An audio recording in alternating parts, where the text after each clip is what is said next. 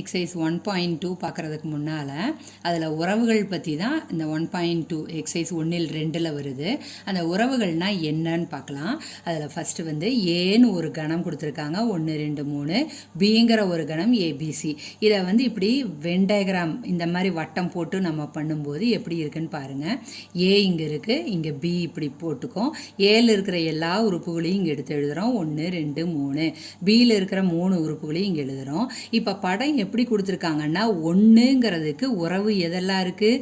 1 ஏவோட உறவு இருக்குது, 1 பியோட உறவு இருக்குது, 2 சியோட உறவு இருக்குது, 3 எந்த உறவும் இல்லாமல் நின்றுட்டுருக்கு இல்லையா? இப்போ எப்படி பார்த்தாலும் இந்த ஏவும் பியும் ரெண்டுமே வெற்று அல்லாத கணம், அதாவது இங்கிலீஷில் நான் எம்டி செட்டுன்னு சொல்லுவோம் இல்லையா? இந்த மாதிரி வரும்போது இதில் ஏக்கும் பிக்கு ஒரு உறவு இருக்குது, ஏயிலிருந்து பிக்கு உறவு இருக்குங்கிறதுனால நம்ம இப்படி அம்புக்குறியை போட்டு காமிக்கிறோம். ஏலிருந்து பிக்கு உறவு. இந்த உறவைத்தான் நம்ம இங்கிலீஷில் ரிலேஷன் சொல்கிறோம். அதை கேபிட்டல் ஆர் அப்படிங்கிற ஒரு எழுத்தில் குறிக்கிறோம். ஆர் என்பது ஏயிலிருந்து பிக்கான, ஏ டு பி அப்படிங்கிறதுக்கு தான் இந்த அம்புக்குறியை இப்படி போடுறோம். ஏயிலிருந்து பிக்கான உறவு என்பது இது எப்படி வரும் அப்படின்னா, ஏ கிராஸ் பி கண்டுபிடிக்கிறோம். ஏ கிராஸ் பி நம்ம போன எக்ஸசைஸில் பார்த்தோம் இல்லையா? அந்த ஏ கிராஸ் பி எடுத்தோம்னா அதில் எத்தனை உறுப்புகள் வந்தாலும் சரி அதனுடைய ஒரு உட்கணமாக இது அமையும். இந்த ஆறுங்கிறது ஏ கிராஸ் பியினுடைய ஒரு உட்கணமாக அமையும். எப்படி வரும், எந்த மாதிரியான கண்டிஷனில் வரும்னா, ஏதேனும் ஒரு அடிப்படையில் ஏயிலிருந்து பிக்கு உள்ள உறவை ஏ டு பியின் உறவு ஆர் எனலாம் அப்படின்னு சொல்கிறாங்க. அதாவது இப்படி ஒரு ரிலேஷன் ஏதோ ஒன்று வந்ததுனாலே, உறவுன்னு ஒன்று இருந்ததுனாலே, சரியா, இது ஒரு வெற்று அல்லாத கணமாக இருக்கணும். அப்படி இருக்கும்போது இது ஒன்னோட ஒன்று தொடர்புடையதாக இருக்கணும். அப்போது இதில் இருக்கிற ஏல இருக்கிற ஒரு உறுப்பும் பியில் இருக்கிற ஏதோ ஒரு உறுப்போடு தொடர்பு இருந்ததுன்னா அதுக்கு பேர் உறவு. உறவைத்தான் நம்ம ஆர், கேபிட்டல் ஆர்னு குறிக்கிறோம். இப்போது ஆறுங்கிறது வந்து ஏலிருந்து பி வரைக்கும், இது இங்கிலீஷில் எழுதியிருக்கேன். R is related from A to B under some condition. Then R is a subset of A cross B. A cross B னுடைய உட்கணங்கள் தான் Rல வரும். உட்கணங்கள் இங்கே எழுதியிருக்கோம். இப்போ ஏக்கு வந்து 1, 2 அப்படின்னு எடுத்து எழுதுகிறோம். 1, 2, 3 இருக்குது இல்லையா? இங்கே ஏக்கு நம்ம என்ன எழுதி வச்சுருக்கோம்? 1 2 3 இருக்கா? அதை ஏல எடுத்து எழுதிட்டோம். பியில் என்னெல்லாம் இருக்குது? ஏபிசி, அதை கமா போட்டு இங்கே எழுதியிருக்கோம். இதில் ஏல என்ன இருக்குன்னா, இந்த படத்தை நீங்கள் பாருங்கள், வென் டயக்ராம் பார்க்கணும். இதுக்கு பேர் வென் டயக்ராம் சொல்லுவோம். இந்த வென் டயக்ராமில் ஏங்கிற ஃபஸ்ட்டு ஏலிருந்து தான் பிக்கு போகுது உறவு. அப்போ இந்த ஃபஸ்ட்டு இருக்கிற கணம் ஏல எந்த எண்கள் எல்லாம், எந்த உறுப்புகள் எல்லாம் உறவு கொண்டு இருக்கோ அதை மட்டும் நீ எடுத்து எழுதுனீனா, அப்போ 1 2 மட்டும்தான் உறவாக இருக்குது. 1, 2ன்னு போட்டோம். இதுக்கு பேர் மதிப்பகம், இங்கிலீஷில் டொமைன் அப்படின்னு சொல்கிறது. சரியா?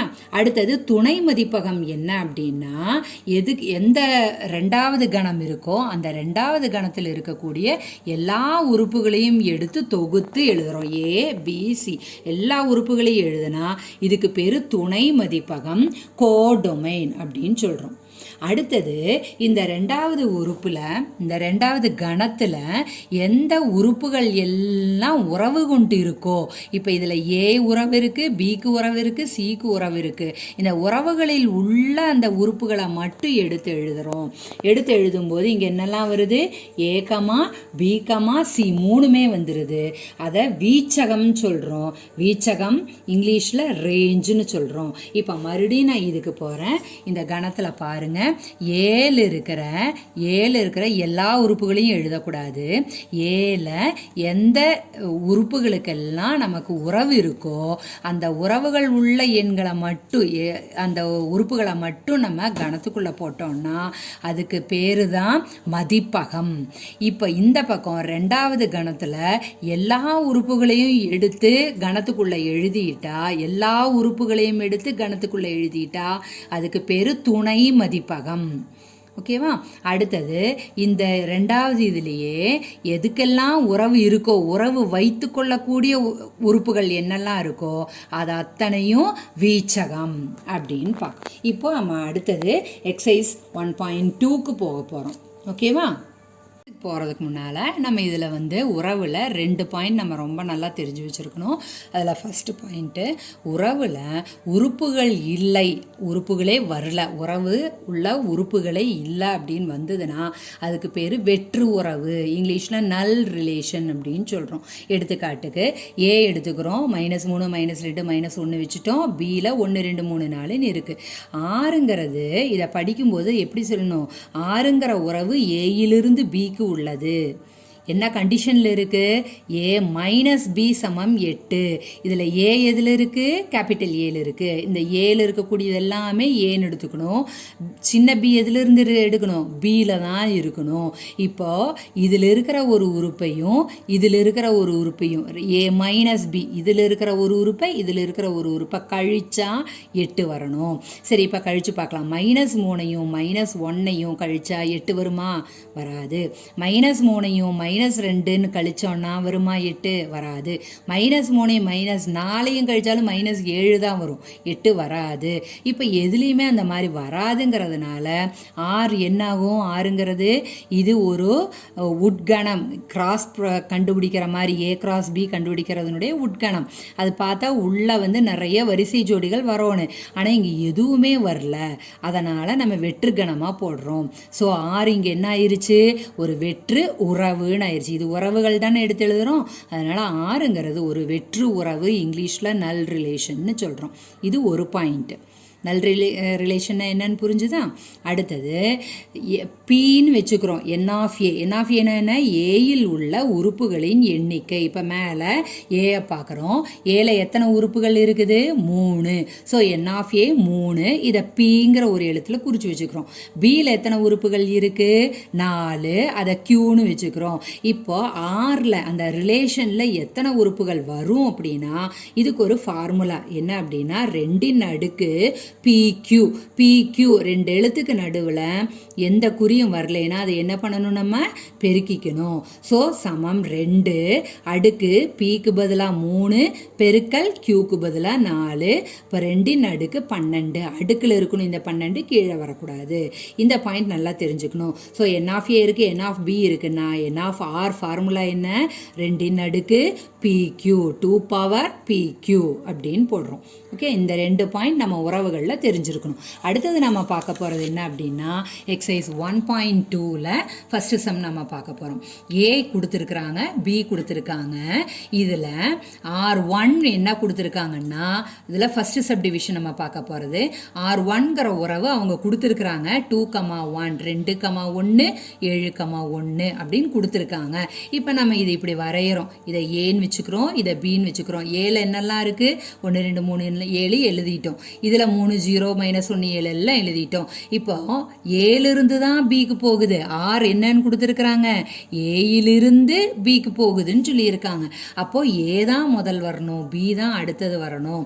ஸோ ஃபஸ்ட்டு உறுப்பு இதில் வரிசை ஜோடி பார்த்தீங்கன்னா 6 எழுதும்போது, உறவு எழுதும்போது வரிசை ஜோடி இருக்கிற முதல் கணத்துக்கு தான் வரணும். ஏல தான் 2 இருக்கணும், ஏல தான் 7 இருக்கணும். இப்போ 2 பியில் இருக்கிற 1ஓட சேர்த்துன்னா இங்கே 1 இல்லை, அப்போ உறவுகள் இல்லை.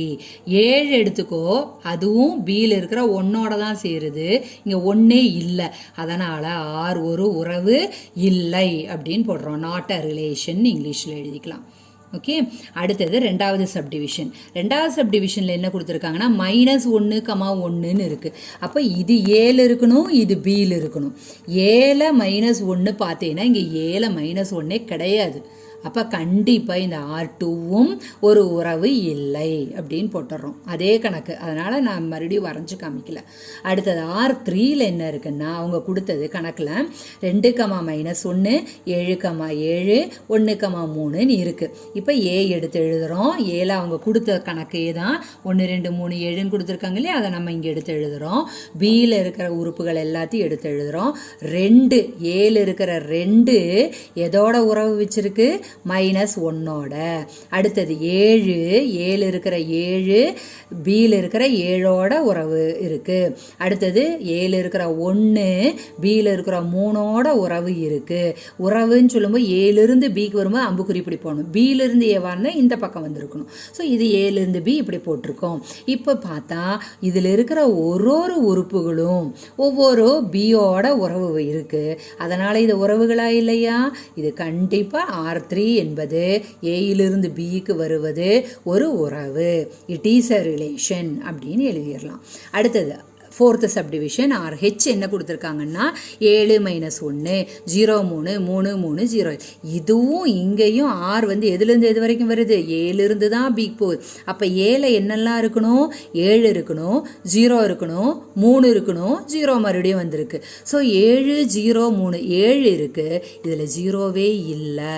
அப்படி ஏதாவது வந்ததுன்னா இந்த உறவே இல்லைன்னு அர்த்தம். ஸோ R4 ஏலிருந்து பிக்கு வரக்கூடியது இந்த உறவு இல்லை.